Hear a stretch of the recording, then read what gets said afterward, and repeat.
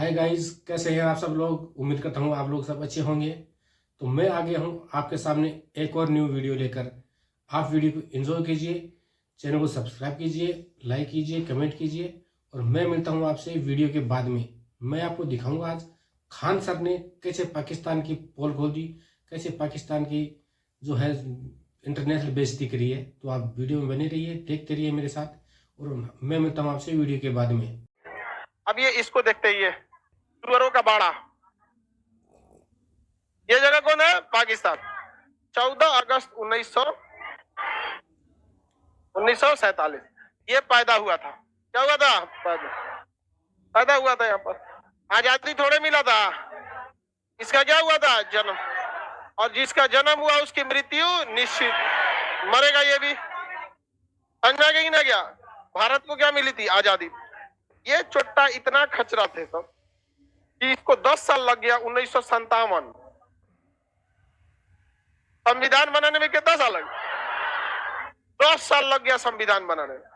बिना संविधान बनैले कोई देश आजादी के बाद 10 साल चलेगा तो अराजकता फैल जाएगी कि नहीं? वहां जिसको जो मन मिला कब्जा लिया और वही वहां पर क्या फैल गया? अराजकता। बहुत भयानक अराजकता है पाकिस्तान में। और वहां पे सेना जो है ना, सेना वो इतना दखल देती है पॉलिटिक्स में। सेना का बैनर लगता है, अगर कोई मेजर का बर्थडे उर्थडे ना तो अपना बैनर लगाता है। जिस तरह हमारा देश नेताओं से परेशान है ना, पाकिस्तान का देश सेनाओं से परेशान है।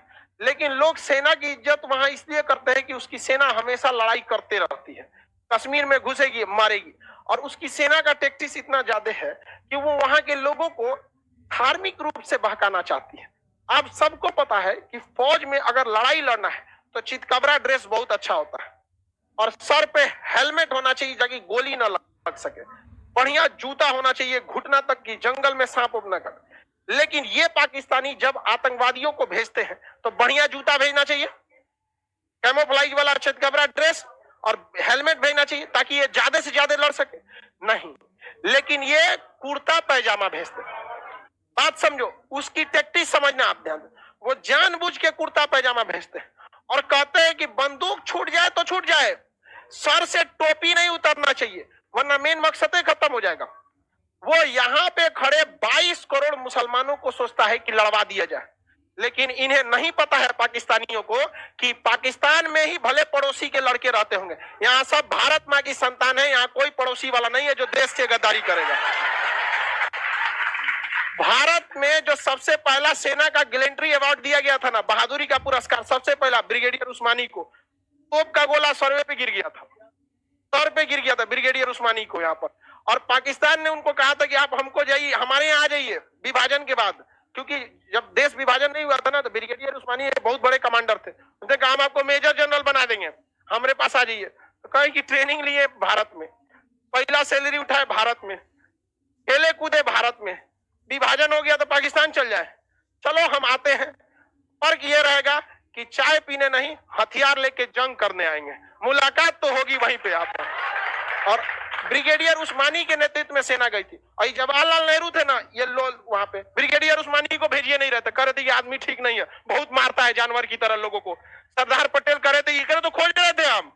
सरदार पटेल गृह मंत्री थे, उन्होंने कहा ब्रिगेडियर उस्मानी को पूरा आजादी है, इन कुत्तों को उनकी औकात पता चलनी चाहिए वहां पर। ब्रिगेडियर उस्मानी आगे बढ़े थे, नेहरू तो रोक रहे थे कि ब्रिगेडियर उस्मानी ठीक, पता था इनको कि ब्रिगेडियर उस्मानी अजब टाइप का है, खतरनाक आदमी। लेकिन सरदार पटेल एक नंबर, ट्विनिंग एक नंबर बैठ रहा था, सरदार पटेल और ब्रिगेडियर उस्मानी एक नंबर। लेकिन इत्तेफाक किस्मत को कुछ और मंजूर था। युद्ध के मैदान में जब सैनिकों का मनोबल गिर रहा था, चारों ओर से गोलियां चल रही थी, तो ब्रिगेडियर उस्मानी वहां खड़े होकर कहते कि आगे बढ़ो, हमला करते रहो। और नौशेरा कब्जा हो चुका था और उस एरिया का सबसे ऊंचा एरिया था नौशेरा। अगर वहां पर कब्जा हो गया रहता पाकिस्तानियों का तो तुरंत वैष्णो देवी और जम्मू कब्जा हो जाता। तो नौशेरा में पहुंचे ब्रिगेडियर उस्मानी और नौशेरा की लड़ाई को महज 2 घंटे में जीत लिए। क्योंकि जब सैनिकों ने देखा कि हमारा कमांडर खड़ा है युद्ध के मैदान में आगे बढ़ते जा रहा है, तो सैनिकों ने कहा कि भाड़ में जीतो, जी के क्या फायदा, कमांडर आ गया, मार ससुरों को। मारा गया पाकिस्तानी, भाग गया सब पाकिस्तानी। अब ब्रिगेडियर उस्मानी आगे बढ़ते गए, वहां पे एक तोप का गोला सीधे किसके ऊपर गिर गया? ब्रिगेडियर। उस समय के.एम. करियप्पा जो थे सेनापति थे, के.एम. करियप्पा जो थे वो भी खड़े थे। और जस्ट जैसे के.एम. करियप्पा हटे थे ना, तो उनके 2 मिनट बाद ठीक उसी जगह पे बम का गोला गिरा। केएम करियप्पा के पास, वरना केएम करियप्पा भी चले गए रहते सेना पर। उनसे पूछा कि आपको डर नहीं लगता है? तो उन्होंने कहा कि तोप के गोले भी सेनापति का इज्जत करते हैं। ये बहादुरी थी हमारे सैनिकों की। इन चोटों को लगता है कि तुम हमारे अंदर आके तोड़ दोगे, हाँ नहीं तोड़ पाओगे। अब तो गया जमाना, तुम किसी को ऐसे कुर्ता पैजामा पहना के भेज दोगे और तुम्हें लगेगा साइलेंटली तुम्हारा मकसद कामयाब हो जाएगा, तो गया जमाना। तुम्हारे हर मकसद को कामयाब होने से पहले एक एक बच्चे बच्चे को पहुंचा देंगे हम लोग। ये आप लोग को भी याद रखिएगा।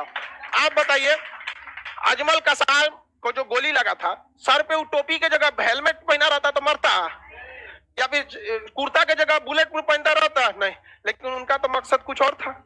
उन चोटों को यहाँ पर आओ कभी हमारे बैच से, एक बार कभी हम लोग चला जाएगा। गोली नहीं मारा जाएगा उसको, नोच नोच के मारेगा आदमी से। कसम बताते हैं, गोली नहीं मारना है उसको। कैसे अदरक रगड़ा जाता है, देखें सील पे अदरक रगड़ा जाता है, इसे यहाँ पे कुछ रगड़ा जाता, वैसे ही दीवार बिना प्लास्टर वाला और उस बराबर सपाट कर देना है चोट्टा का। बताइए, एक अकेला देश पूरी दुनिया में नाक कटा के रखा है, और ये केवल अपने ही लोगों के नाक कटा। बताइए, फ्रांस के राजदूत को बाहर निकाल रहा था, बाद में पता चला फ्रांस का वहां राजदूत नहीं है। वही बात हमने बोल दिया, तो एक बार यूट्यूब पर कुछ लोगों ने पाकिस्तान का बात काट दिया, और उनको लगा कि हमने किसको बोला, मुसलमान। हम क्यों बोलने जा रहे हैं? हम तो खुद उसको कह रहे कि भैया तुमको ये बदनाम कर रहा है, अभी भी सुन लो, वरना तुम भारत में रह के 22 करोड़ उस हिस्से की गाली सुन रहे हो जिसके तुम गुनहगार नहीं हो, ये गुनहगार है। तो इनको अभी समझे में नहीं आ रहा, इसको लग रहा है कि खाने सरबारा। अरे हम तो तुमको हकीकत बता रहे हैं, ये चोट्टा तुमको बिना गलती का सुनवाने आया। समझ में आ रहा है कि नहीं आ रहा है? अब एक बात बताओ, ओसामा बिन लादेन अगर आके कहने लगे खान सर को कुछ नहीं होना चाहिए, हम तो ऐसे ही पहुंच जाएंगे। हम तो ऐसे पहुंच जाएंगे। अब इसे जब नहीं तो हमारा साथ दे रहा है कि फंसा रहा है। नहीं समझ में आया? कोई फंस नहीं जाएगा। अब दाऊद इब्राहिम जो बड़ा बड़ा ये सब है, सब आके कह सब खान सर को कुछ नहीं होना चाहिए, और जो हम तो ऐसे पहुंच जाएंगे। अब यही करता है सब। ये सब भारत में अगर कुछ भी होगा तो कहेगा हम कुछ नहीं होने देंगे इन लोगों को। फंस गए सब बेटा जाए यहाँ पे। तो ये इस सब की टैक्टिस है ये, और ये टैक्टिस जानते हैं उसकी सेना की है, क्योंकि सेना अगर नहीं लड़ेगी तो सेना के प्रति लोगों का थोड़ा सा लगाव क्या होते रहता है धीरे धीरे। हालांकि हमारी सेना पूरी तरह से प्रोफेशनल है, लड़ती नहीं है। अगर लड़ाई नहीं है तो कोई दिक्कत नहीं है। प्राकृतिक आपदाओं में कश्मीर में बाढ़ आया, उत्तराखंड में तबाही आई, सेना कितना बढ़ चढ़ के काम किया था। लेकिन ये सब चोटों को कौन समझाए? यहाँ पे नहीं समझ सकते हैं, बिकॉज कैंसर की अभी तक दवा नहीं बनी है। समझ में आएगी नहीं आएगा? आएगा, इसका भी, ये भी आएगा। सावन बाद इसका भी कट सकता है। बकरे की अम्मा कब तक खैर मनाएगी? इस बकरीद में नहीं तो अगले घटना, लेकिन फिक्स है। यहाँ पे पाकिस्तान समझ में आ रहा है कि नहीं आ रहा? जिन्ना सोचे थे पाकिस्तान बना के ठीक से रहेंगे, सरदर्द बन गया पाकिस्तान इन लोगों के लिए, और बहुत बुरा हाल है इन लोगों का। आगे बढ़ जाते हैं, पाकिस्तान के बारे में समझते हैं। हाँ तो दोस्तों, उम्मीद करता हूँ आपने वीडियो पूरा देखा होगा। तो बताइए आपको वीडियो कैसा लगा। मैं आपके सामने आऊँगा और ऐसे ही न्यू वीडियो लेकर। आप चैनल को सब्सक्राइब कर लीजिए और हाँ, लाइक ज़रूर कीजिए। धन्यवाद। जय भारत, जय हिंद,